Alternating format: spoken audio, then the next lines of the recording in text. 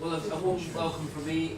My name is Christian. I'm the director of the CSJ, which is a great privilege, of course, and we're excited about this session because we've got an excellent panel, but also the issues that we want to look at and discuss, and hopefully have a conversation, because I want to open up to you all towards the end for questions and comments and feedback, is how do we, looking at the state of our nation, things and challenges within society, how do we better embrace the concept of partnership to look at those challenges? Because partnership is such an overused word. I've seen it and heard it so many times, both in Westminster but also out in the real world.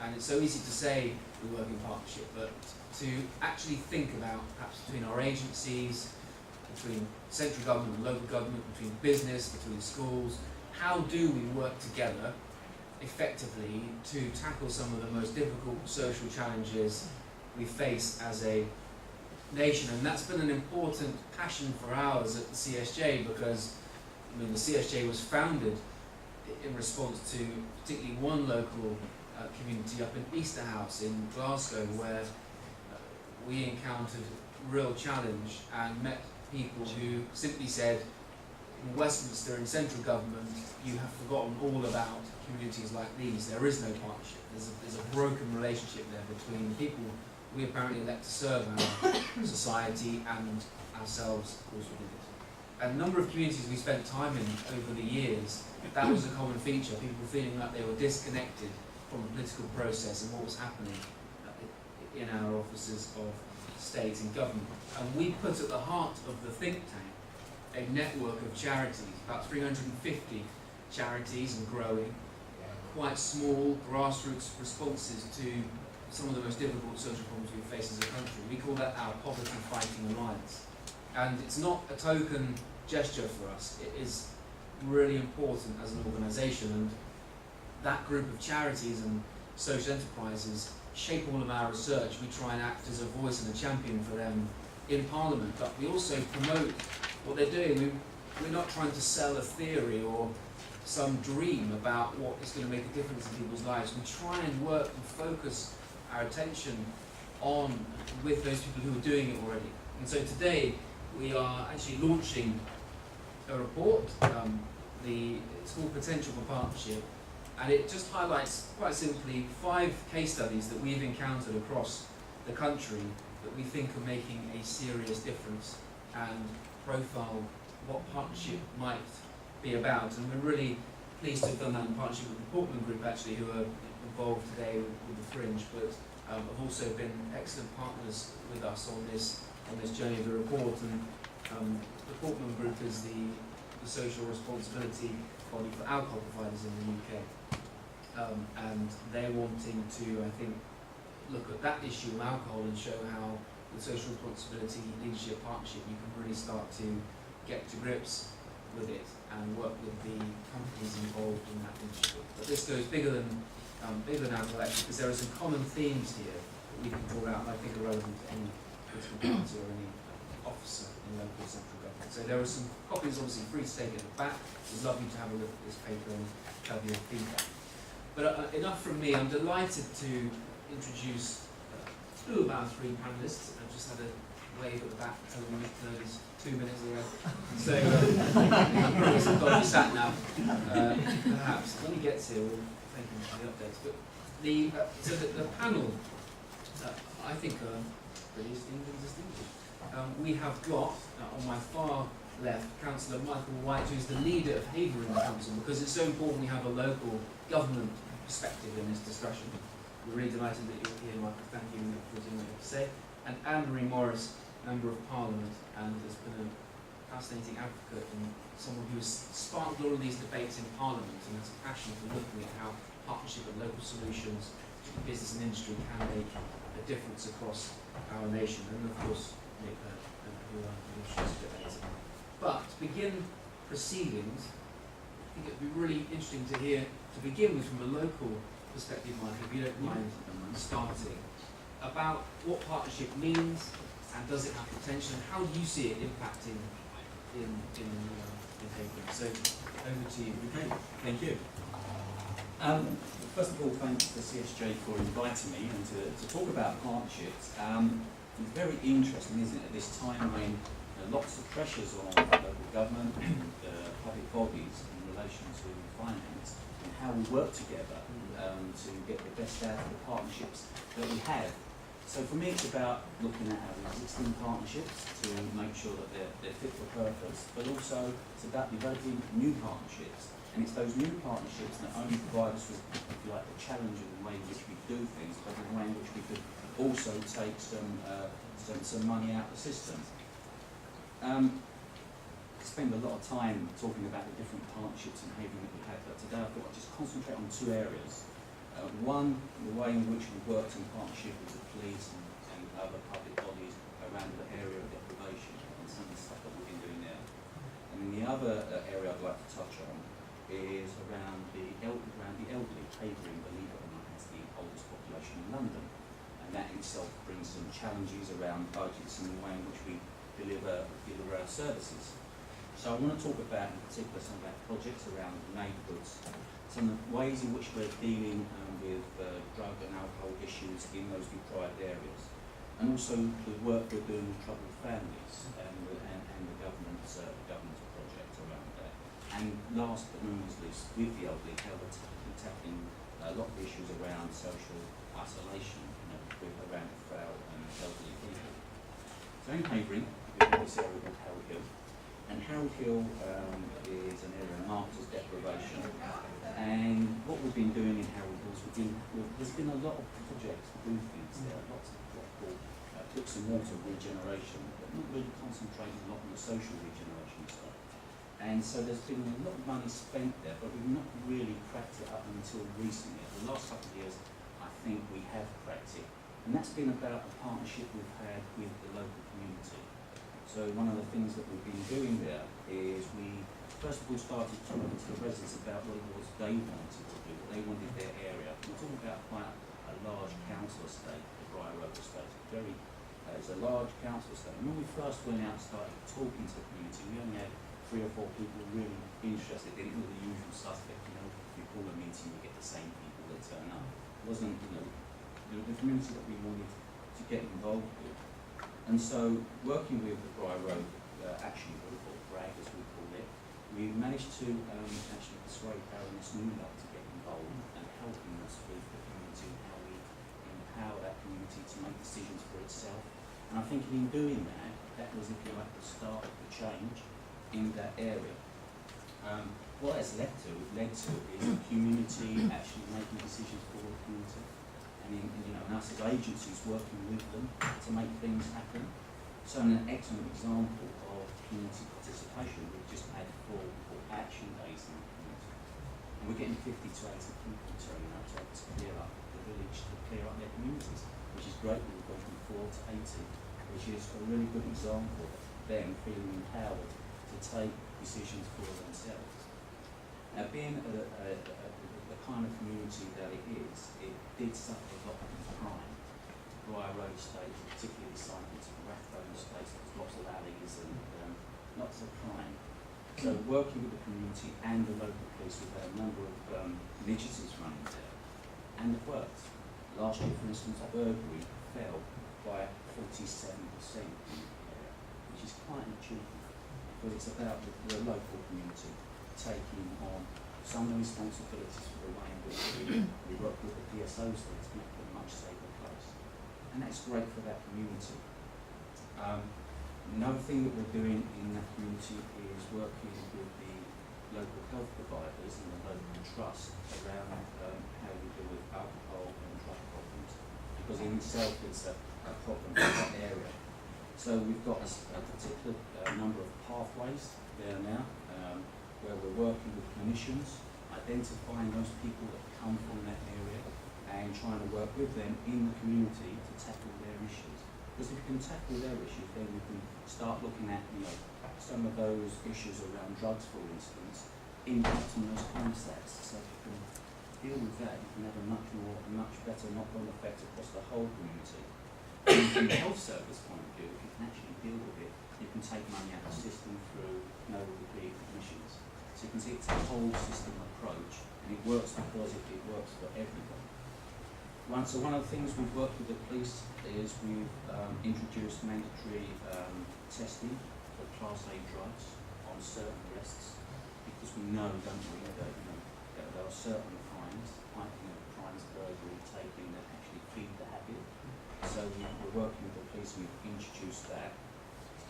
And so, if you like, we're working across the whole system around the troubled families. I just want to touch on this bit, because when you talk about individuals, of course, you have to look at it in a much more wider perspective around the family. And troubled families across local government and government, I think people are sort of £75,000 a year for a troubled family.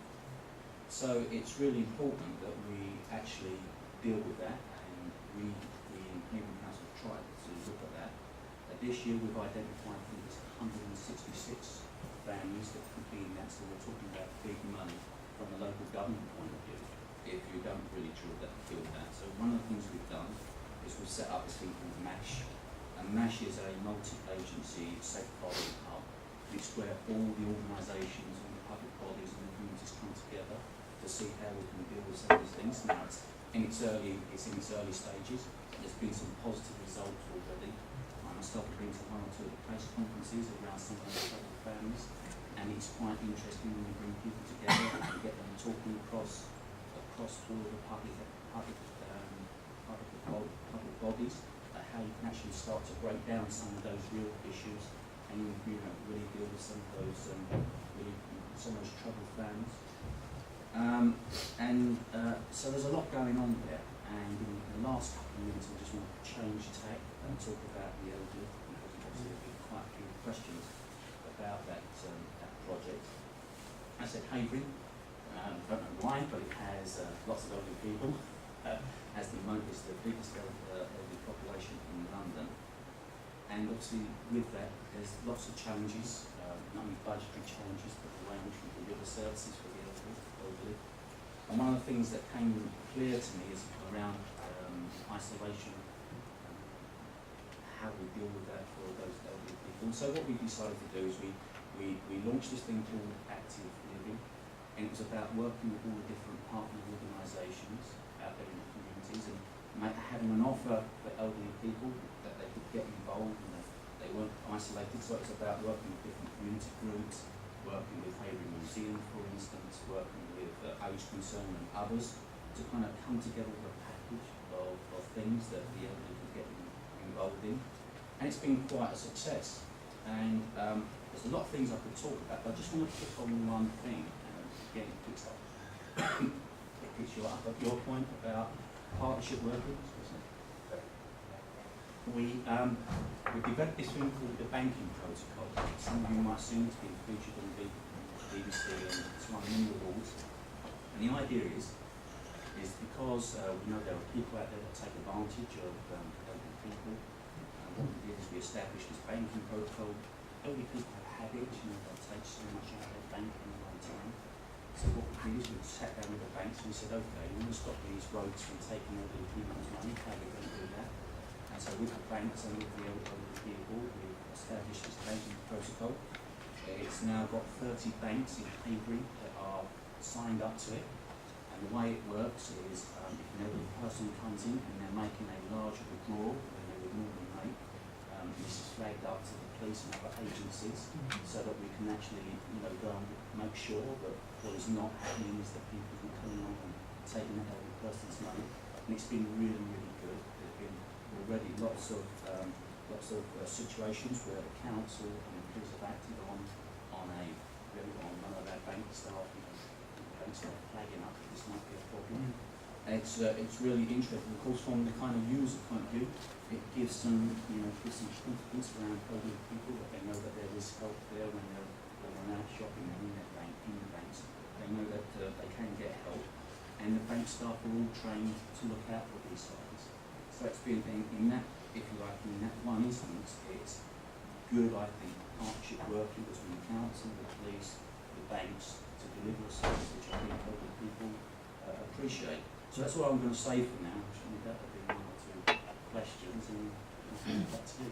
Thank you very much. Very, very, very, very insightful. And one of the things that comes across, just on reflection, is the need, I suppose, to be willing to fail and to innovate, trial and error. Those principles are so often lacking, I suppose, in the way we try and design public policy, and perhaps we would have a pilot, but there are constraints on the pilot. And actually what you are afforded perhaps at the local level is a chance to be a bit more creative. And you see so much coming out of central government that is safe and that is media friendly. But the ability to just have a conversation and let's try this, between agencies, and the banking protocol, I guess that took some planning. So I think there's lots there that we can come back to in questions. Great, I'm just going to thumbs up. 2 minutes. 2 minutes.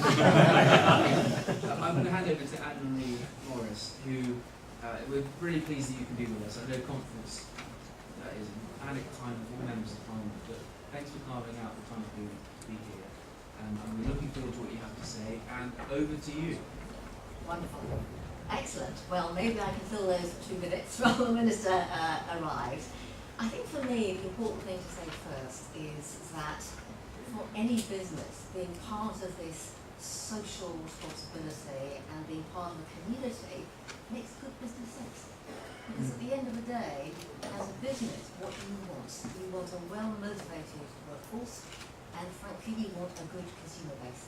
And therefore, the role of business and their need to get involved in the social agenda is critical.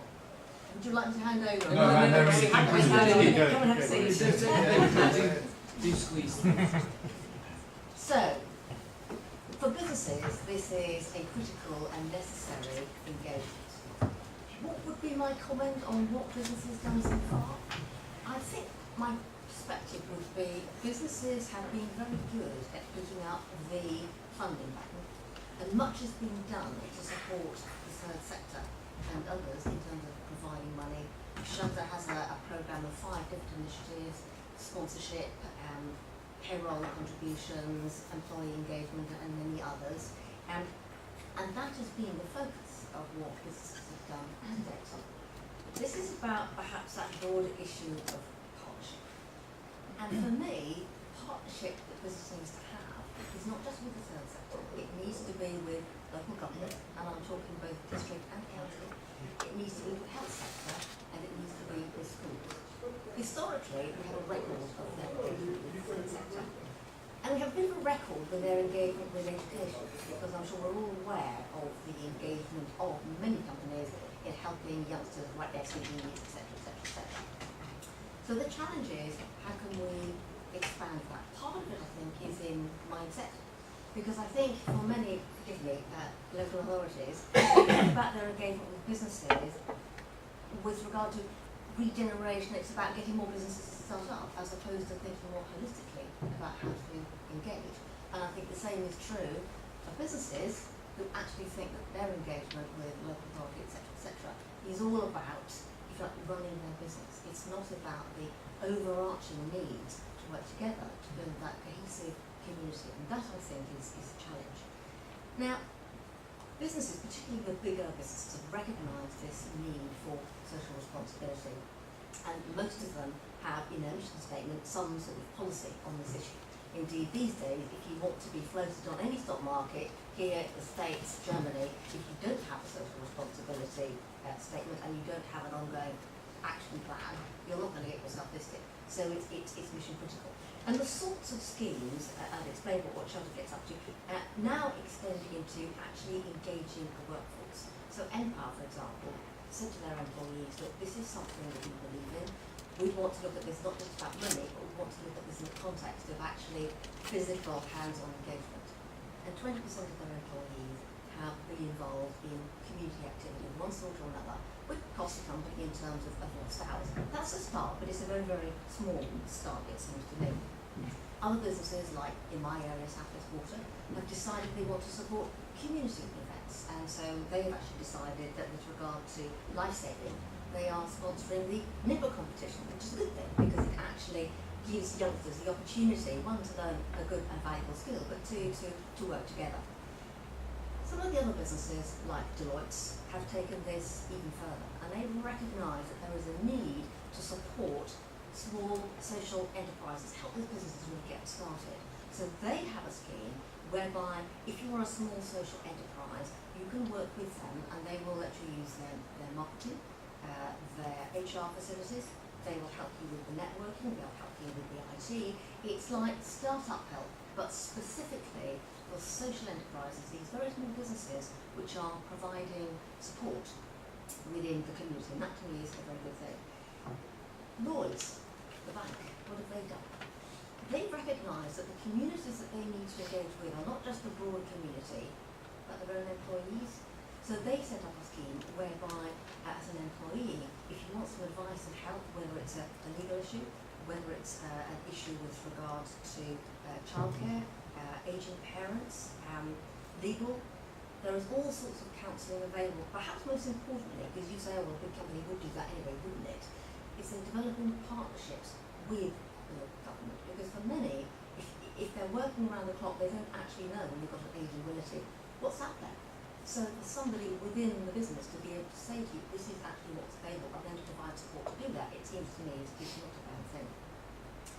Timpson's, I always feel, is one of the best examples of community engagement because they have recognised that one of the real challenges is getting people back into employment with difficult backgrounds, and they have a programme of getting offenders back into work, and certainly working with the work programme, they have been one of the most effective contributors to getting people into work. It's been a brilliant scheme.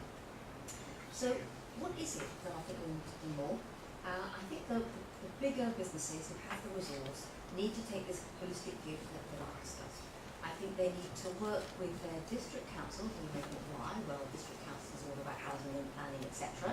Housing is actually pretty critical. If you're a large business, you need to know that there are proper plans, not just for industrial land, but also for housing which is affordable. You need to engage with your county council. Why? Because they are the education and health, if you like, team. And I think the new health and wellbeing board, which has been established, are a great platform to engage with, so that the business community is there talking about the issues rather than being consulted after them. And that would certainly be something that I would like to see if that could be done. Perhaps one of the biggest changes that I've seen has been this real growth of these social enterprises. Because in a sense, this is business and the solution wrapped in together. And I think that is something we really need to see encouraged by big business. Very interestingly, because I have a particular passion with the very smallest of businesses, it is actually these social enterprises that have the fastest record of growth compared to all the other types of small businesses, which I find fascinating. So this is certainly the way to go. And there have been some great initiatives. There are now awards given to local authorities that do particularly well in supporting social enterprise. I'm pleased that Bristol and Plymouth in my area have done just that. The university is the first social enterprise university. They provide free training, free startup advice, certificates. There's a huge network of 150 different social enterprises, all from different backgrounds, and that is absolutely first class. But it's not just the local authorities, it's also the communities themselves that create these social enterprises. I'm not the only one in my village of Broadhempston to have a very small community shop, which wouldn't be there but for the local community coming together, raising over £30,000 and now manning that shop day in, day out. That's exactly the sort of thing. But it's not even just communities, it's individuals. I went to my local university in Exeter and came across a wonderful individual. He was in his first year and he had been working with a homeless charity, and he said, you know, it's not just food people come and want. These people have problems with their feet. They need socks. And he said, all these people were saying to him, not where's the food parcel, but where are the socks? So he decided he'd set up his own social enterprise, and he now gets socks manufactured overseas, and for every pair that he then sells, he donates a pair to a homeless person. I think that is absolutely first class. So, I think to round up, for me, the message is business is doing great. We do need to continue investing the money, but I think we also need them to begin to become more locally engaged, to work with all the local stakeholders and look at how that money and resource can perhaps be more locally focused. And we also need to find as many ways as possible, I'm giving explanation of my view here, of how we might help these social enterprise and investment in social entrepreneurship. Thank you very much. again, really stimulating contribution and turning our attention away, if you like, from what Westminster can do and looking at particularly business there. And I think that seems to have been a really positive message from this government, and I'm going to Nick in a second, but the idea that in tough economic times when the government has much less to spend on resourcing perhaps civil society, looking at things like giving business, other sectors to help to stand in the gap and actually build a really healthy independence for people who are solving these challenges is a really positive thing. I think Nick has one of the most difficult jobs in government, frankly, at the moment, and we admire the way you've gone about so much of what you've done. Thank you for your time today. I cannot imagine how busy the diary is and how many fringes you've been running in between, so appreciate you being here. And we look forward to hearing what you have to say and what you're doing within government to build local solutions. So Thank you very much. I wouldn't miss the Centre for Social Justice event. I'm a huge fan of the institution. It's really, really important work. So thank you for being here. Because I think this theme is just so important and relevant. It may not be being talked out on the big stage as much as any of us would like, but it's so topical because of the big challenge, which I'll set up at the start, which is this. George Osborne has won the argument. The two main parties will go into the election basically promising to spend the same amount of money. Austerity is here for the foreseeable future, given the balance of debt, and therefore the big challenge for anyone aspiring to govern this country is to have a serious answer to the question. So how exactly do you meet the public's demand for better public services and less substantially less money? If you don't have a serious answer to that question, and a large part of the answer must be, I think, independence to fix society vision, which is absolutely rooted in saying, look, we've got to stop kidding ourselves that the man in white will know best. The central government has all the answers. The future must lie in encouraging much more flexible partnerships, much more local innovation, more moral local solutions, and yes, surely we can do better in terms of getting much better coordination between government in all its forms, the public sector, the private sector, and the voluntary sector, which is what I spend most of my time talking about. And so this is really important. I think it also goes with the grain of what people want. I was really pleased to catch the end of Annie's remark talking about business. Actually, one of the things that's frustrated me in playing with a big cycling drum for all this time is one of the big changes I've seen, really fundamental change, is in the attitude of business. And this matters. And Anne-Marie's entirely right in her analysis. I think there's been a very, very big shift in terms of how businesses think about CSR. What really matters now is this has been driven by two of the three most important constituents, if you like, of the business chief executive of any company has, which is their employees and their customers. This is what it's been doing, which means it's here to stay. There's a lot of shame to catch up on this as well. I see a really big change in terms of business appetite, getting involved, being a visible part in terms of helping their communities. I'm really delighted you mentioned lawyers. A couple of years ago, I had a meeting with the chief executive and afterwards I wrote to consider I'm a customer, I know nothing about what that is at all. I've got to tell you as a constituency, you are absolutely and to my delight, this was read out at the leaders' conference, saying, let's prove Nick Hurd wrong. And they are, because they're really moving. But they're just one example. This is being driven by people that really matter to them, which is their staff, want to be proud of their work, and customers who increasingly wanting to know people that we buy stuff from have the right values and this really matters. This is a big shift. So, local partnership, local solutions. What are we doing to encourage it? It matters a lot to us. The first thing is you've got to shift power. Too much responsibility and power was vested in people like me.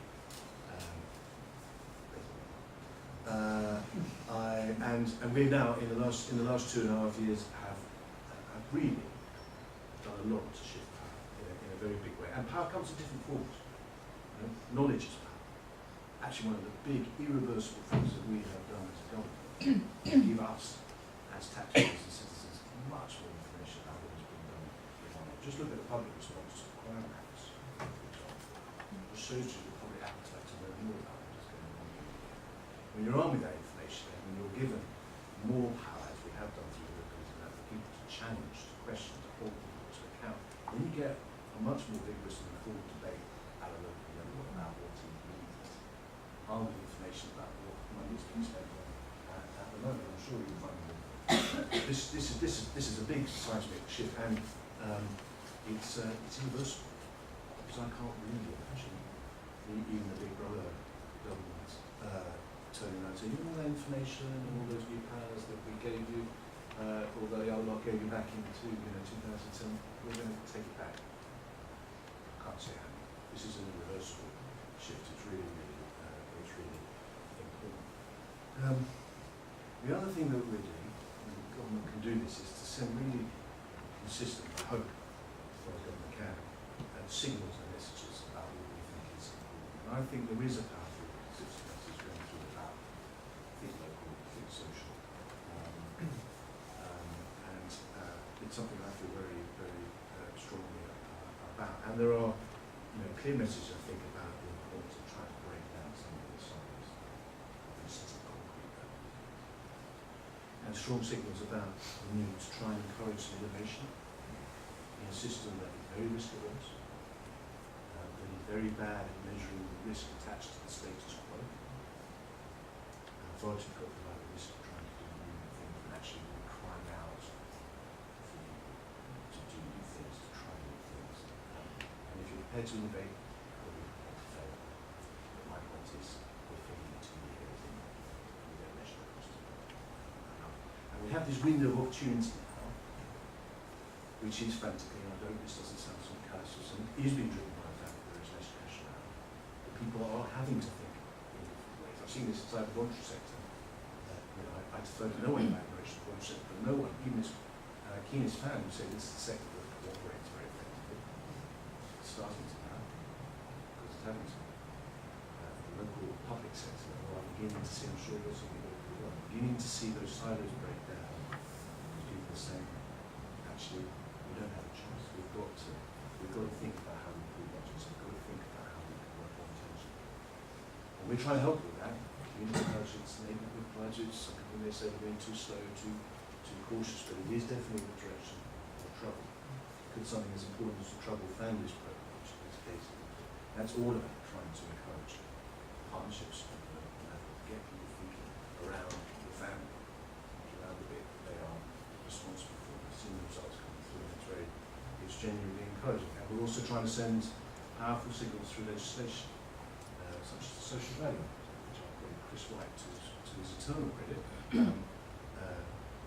presented as a private entity. Most private entities die of death because government suffer from multi-entity syndrome. This one we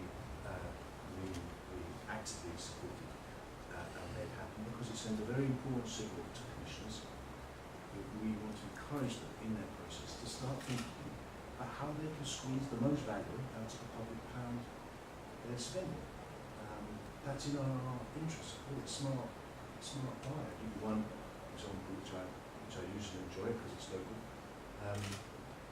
Here in the council, contracts a local business, local social enterprise called Blue Sky to do the landscape. Open public spaces. Do a really good job. One thing about this company though, their strapline is we're the only company in the country where we have to have a criminal record to go. They give ex-offenders that critical chance to prove to a future employer they can be trusted. Their re-offending rates are spectacular against the national averages, which causes us all considerable shame. This is smart behind by the council because they're using taxpayers' money to get a number of different outcomes. But that for me is what it's urgent. That's really part of why I was like to share my social media activities. I wanted to send that signal to the innovative commissioners around the country that do exist. Of course, we've got lots of new commissioners think about why you value it, think about innovation, think about what encourages you to do different things. And of course now we've got a whole set of new tools in place, such as social impact platforms, which some of you will have heard of. Again, let me make this a little bit.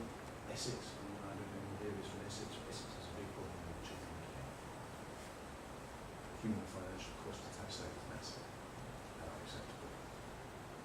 They wanted to try a new intervention and reasonable body of evidence around it to be driven by a charity, but they didn't have the money to fund it. Social impact bond, which is a brand name for a set of contractual agreements, basically brought in some money, social investment from big society company, which is just put up 3 million to fund the intervention. The charity took that risk. The taxpayer only pays for success and will pay out a fraction of the savings if it works. If it doesn't work, they don't pay anything at all for investors. So they're prepared to do that as investors because actually they care as much about fewer children being in care in Essex as they do about only 7 or 5% to all that. It's beautiful. Not straight. Took far too long, very complicated. Part of our role now is actually think about how we can make this innovation simpler, how we can learn from that, share it with other local authorities. We've got lots of local authorities supporting children care. Children care is just one example. There are so many other areas where these kind of new innovative mechanisms can help. So I think there's a big piece around transferring power to a local level. There's a big piece around sending very clear messages about our desire to try and support local partnerships, support local operations, support local solutions. And then thirdly, finally, a question about how we get best out of the voluntary sector. We are being very active in trying to help build the capability of the sector. So a huge amount of effort is going into, as I said, to try and support new funding mechanisms for the market of social investment. There's just as much activity going into support giving, lots of match funding in order to try and encourage local philanthropy, supporting community foundations in their really important work, trying to connect local philanthropists with the opportunity to support local charities, and lots of grants as well, also to support local investment programs for organisations who are ambitious, who don't want to live hand to mouth on the grant, who want to attract local finance, think they can support it with their business, but believe a bit more how to make themselves more investment ready. So I think this is really exciting. This is so much more exciting than the model that we inherited. Horrible centralisation, terribly uninitiative, safety first commissioning, terrible places around, frankly, bureaucracy, and the fact that not enough appreciation of what exists in every community around the country. People who are good, people who want to help, local voluntary organisations who can do so much for their community. So that's exactly what we're trying to unlock. And I think in just 3.5 years, we've made enormous progress. There are fantastic advances. Of course, we're trying to do this against a backdrop of a big reduction in deficit, and the voluntary sector that receives £13 billion a year from the taxpayer. Unfortunately, just cannot be immune from that process. But we can be punished for it. We're doing a hell of a lot of things to try and open up some opportunities for charities and social enterprises. And as I said, also trying to help the sector do what it's best at, really, which is to adapt to the opportunities that exist, to demonstrate the resilience which has made it, I think, one of the most successful sector in the world, which is the social enterprise. Thank you very much. Fascinating stuff and some real progress I think in the industry for years. It's very tough years.